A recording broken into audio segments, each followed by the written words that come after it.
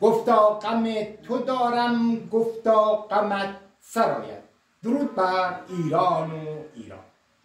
مشکلات، مسائل زندگی اونقدر به ما ایرانیا فشار آورده که تازگی ها برداشتیم و شعرهای خیام، نمیدونم حافظ، سعدی رو عوض کردیم به شکلی و مشکلات آمدیم در اونجا دادیم و شعر دیگری به وجود اومد. یکی از این نمونه ها رو که مسائل و مشکلات زندگی باعث شده که شعر رو تغییر بده براتون من الان میخونم. گفتم غم تو دارم، گفتا غمت سرآید. گفتم که نان گران شد، گفتا گران تر آید.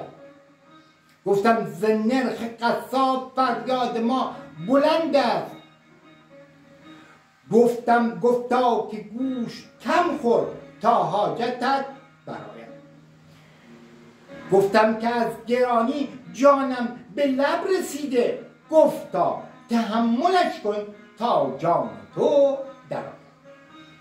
این نتیجه زندگی سخته.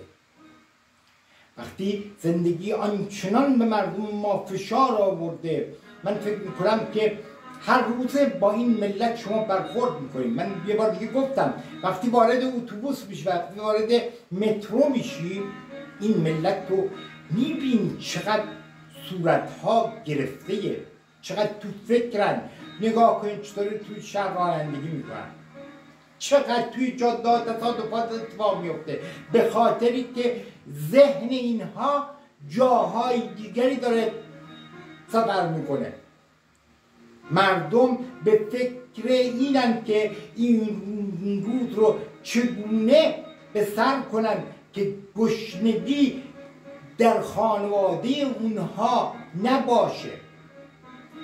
من امیدوارم که به زودی این مشکلات و مسائل حل بشه و ملت ما مثل قدیما شاد، خوشحال و لباشون خندون باشه.